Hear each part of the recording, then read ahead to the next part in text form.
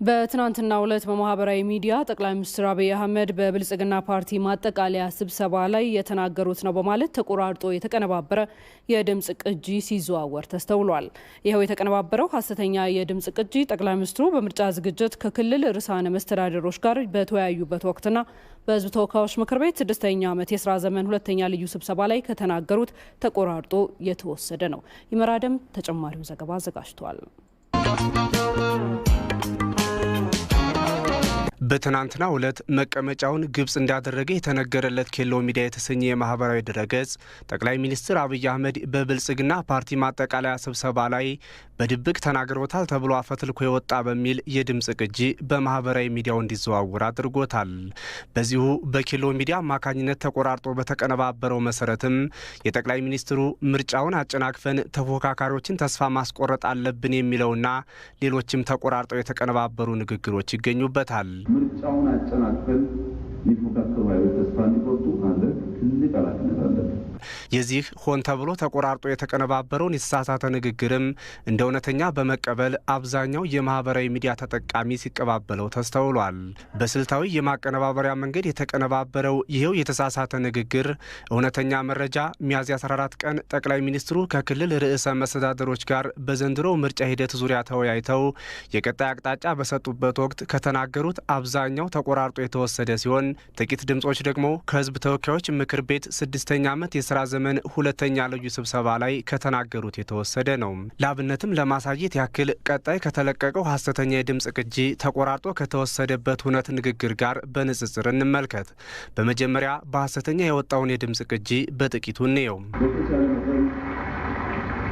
ምርጫውን አጨናቅፈን ሊፎካከሩ ኃይሎች ተስፋ እንዲቆርጡ ማድረግ ትልቅ ኃላፊነት አለብን። ካለፍንባቸው ፈተናዎች አንጻር የማሳካት ብዙ ከባድ ነው።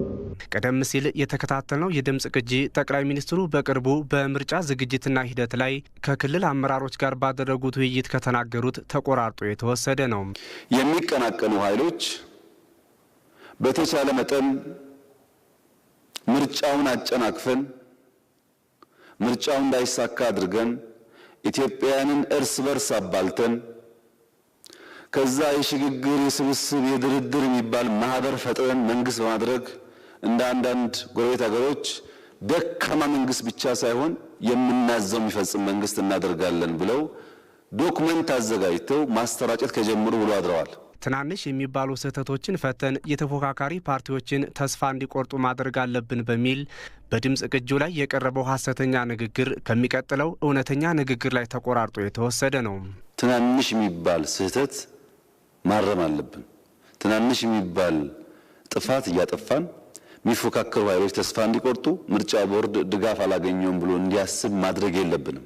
ጠቅላይ ሚኒስትሩ ምርጫውን አሸንፈንበታል የሚሉት ደግሞ ከህዝብ ተወካዮች ምክር ቤት 6ኛ የስራ ዘመን ሁለተኛ ልዩ ስብሰባ በህግ ማስከበር ዘመቻ ዙሪያ ከሰጡት ማብራሪያ ተቆራርጦ የተወሰደ ነው። በአጠቃላይ ምርጫን ተከትሎ እንደነዚህ አይነት ሐሰተኛ መረጃዎች በተደጋጋሚ ሊወጡ እንደሚችሉ መንግስትና የሚመለከታቸው የዘርፉ ባለሙያዎች ሲገልጹ ቆይተዋል። ስለሆነም ሁሉም ህብረተሰብ ይህን በመረዳት ባልተረጋገጡ መረጃዎች መደናገር እንደሌለበት ሁነኛ ማሳያ ይሆናል። ባለፉት 10 ዓመታት በጥቃቅንና አነስተኛ ኢንተርፕራይዞች 1.4 ሚሊዮን ዜጎች የስራ ዕድል ለመፍጠር ታቅዶ 1.5 ሚሊዮን ዜጎች የስራ ዕድል እንደተፈጠረ የፌዴራል ከተሞች የስራ ዕድል ፈጠራና የምግብ ዋስትና ኤጀንሲ ገለጸ። 38,000 ለሚሆኑ ኢንተርፕራይዞችም የብድር አገልግሎት መሰጠቱንም ኤጀንሲው ዋና ዳይሬክተር አቶ ገብረ መስቀል ጫላ ተናግረዋል።